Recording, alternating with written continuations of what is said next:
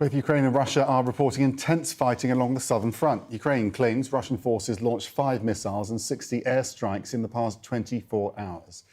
It also says it's conducting offensive operations in the Zaaborijia region and at Bakhmut in the east. Kyiv claims Moscow has sent elite airborne troops to join the battle in Zaaborijia, and more than 24 Russian soldiers have surrendered in the past few days. Ukraine has been working to hollow out Russian defensive units with long-range artillery. And for the latest on what is happening on the front lines, as well as some other updates, CNN's Nada Bashir is here. Nada, first of all, President Zelensky has arrived in Spain in what is a largely unexpected trip. Yeah, this is a surprise appearance by President Zelensky. He will be now taking part in the European Political Community Summit meeting with other European officials and counterparts. And we've heard from President Zelensky already upon his arrival. He says that he is there to put forward substantial proposals when it comes to strengthening collective security across Europe. And of course, he sees Ukraine as a part of Europe's future. We've heard from European officials describing Ukraine as now being the heartbeat of the European Union at this current point in time. And in fact, we have a tweet from Zelensky from this morning saying, "We will pay special attention to the Black Sea region as well as our joint efforts to strengthen global food security and freedom of navigation. Ukraine's key priority, particularly as winter approaches, is to strengthen air defences.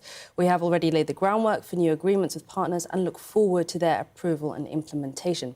Now, of course, strengthening Ukraine's air defences has been a priority for Ukraine from the outset of this invasion. It continues to be so. And what we have seen repeatedly over the last few months is this continued drone attacks by the Russian armed forces. Now, Ukraine says it has had some success, of course, in downing many of these drones. In fact, overnight, we have seen attempted drone attacks once again. Ukraine says its air defences were successful in downing 24 out of 29 drone attacks. Of course, this continues to be a priority for Ukraine, and this has caused infrastructural damage, though not so much human casualties. But Ukraine is also now targeting Russian territory. Once again, we've seen the Russian region of Kursk coming under a drone attack by Ukraine. According to local Russian officials, they say that there was some infrastructural damage there, but they've also accused Ukraine of using cluster munitions in this region. They say some of the border towns along the Kursk region have come under attack and that at least one person has been injured as a result of shrapnel wounds. And we know, of course, that the use of cluster munitions is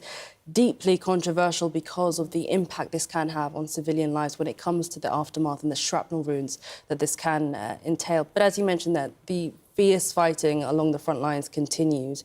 Ukrainian military officials say that they are making progress, that they are repelling attacks. But over the last day, we've seen 140 frontline settlements come under attack. And we are hearing that continued emphasis from Ukrainian officials, from President Zelensky, on maintaining that support and the level of support we've seen from the international community, particularly as questions continue to mount now and concern continues to mount around the supply of NATO weapons and US weapons to Ukraine.